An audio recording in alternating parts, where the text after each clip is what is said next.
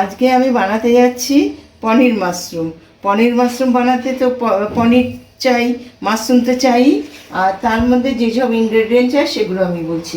প্রথমে চাই গোটা গরম মশলা, তেজপাতা, রসুন, পেঁয়াজ কুচি, টমেটো কুচি, থোড়া অল্প কসুরি মেথি, তারপরে পাঁচফোড়নের গুঁড়ো, জিরা ধনের পাউডার, জিঞ্জার গার্লিক পেস্ট, অল্প একটু দই, হলুদ, লবণ, মিষ্টি, এই আমার চাই। আচ্ছা, এখন আমি বানাতে শুরু করেছি। তেল অলরেডি বসিয়ে রেখেছি, তেলটা গরম হয়ে গেছে।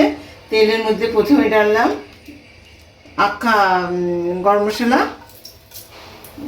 একটা লবঙ্গ, একটা দালচিনি, একটা এলাচি, আর তার সঙ্গে দিলাম একটা তেজপাতা। এটা একটু ভাজতে দিই, সুন্দর একটা গন্ধ বেরোবে। এরপরে আমি এর মধ্যে ডাললাম আমার বানানো পাঁচফোড়নটা। এটা দিলে গন্ধটা খুব ভালো হয়। আচ্ছা, এবার আমি এটা হয়ে গেছে, গরম হয়ে গেছে, সুন্দর গন্ধ বেরিয়েছে। এখন আমি এর মধ্যে ডাললাম পেঁয়াজ কুচি,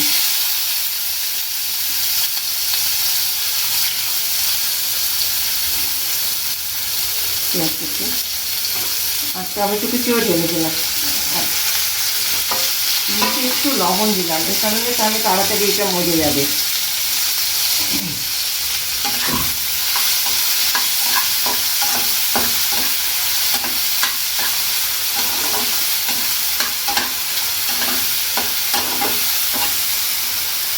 আঁচটা একটু বাড়িয়ে দিচ্ছি, তার তাড়াতাড়ি হবে। একটু ঢেকে ঢেকে রান্না করলে ভালো, তাহলে তাড়াতাড়ি হয়ে যায়।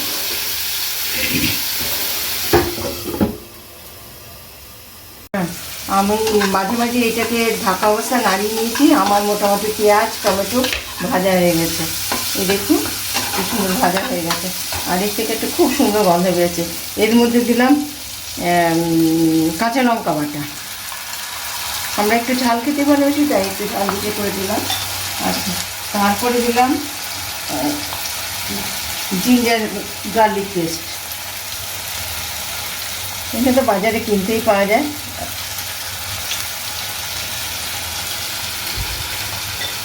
তারপরে দিলাম একটু ধনে জিরের গুঁড়ো, এটা আমার বাড়িতে বানানো। তারপরে দিলাম হলদি পাউডার। এবার দেবো একটুখানি লবণ, অল্প একটু মিষ্টি, একটু মিষ্টি, নিরামিষ তরকারি মিষ্টি মিষ্টি তরকারি ভালো লাগে। আর ভাজা হচ্ছে, আস্তে সুন্দর করে ভাজারে কষাবো এটাকে। আর সাথে একটু দইও ঢেলে দিলাম, কসুরি মেথিও দিচ্ছি,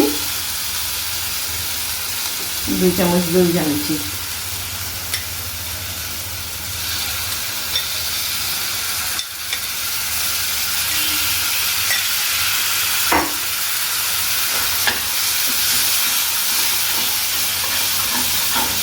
কষছি জিনিসটা।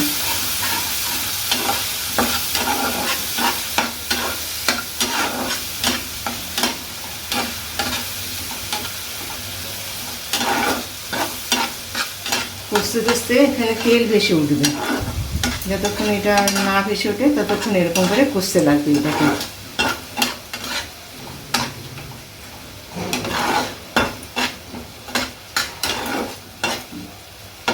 এই যে ভাজতে ভাজতে দেখুন কি সুন্দর তেল বেরিয়ে এসছে,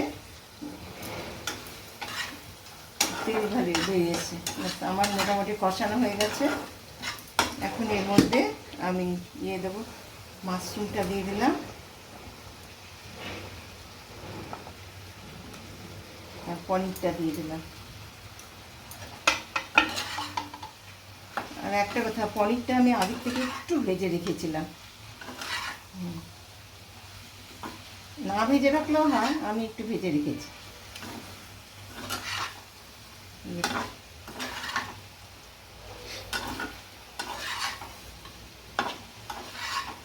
এর থেকেও এখন একটু জল বেরিয়ে যাবে।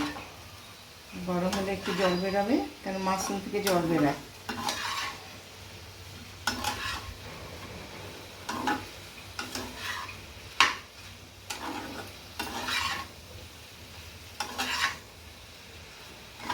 এবার একটু ঢাকা দিয়ে রাখলাম, ঢাকা দিয়ে মাঝে মাঝে এটাকে একটু নাড়াতে থাকবো। হ্যাঁ, এই যে ভাজা হয়ে গেছে, দেখুন তেল ছেড়ে গেছে, একদম ভাজা ভাজা হয়ে গেছে। এখন আমি আগের থেকে বানিয়ে রেখেছি গরম জল, এর মধ্যে একটু গরম জল দিয়ে দিলাম।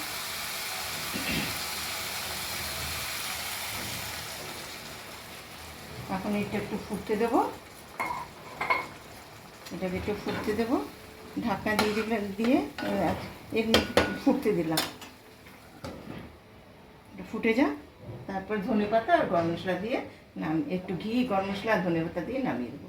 মাশরুম হয়ে গেছে, এই দেখুন। এখন আমি এতে একটু গরম মশলা, একটু ধনেপাতা আর অল্প একটু ঘি দিলাম, ঘি দিয়ে নাড়াচাড়া করে নামিয়ে দিলাম। আমার পনির মাশরুম রেডি। এখন আমি এটা বাউলে ঢেলে দিচ্ছি।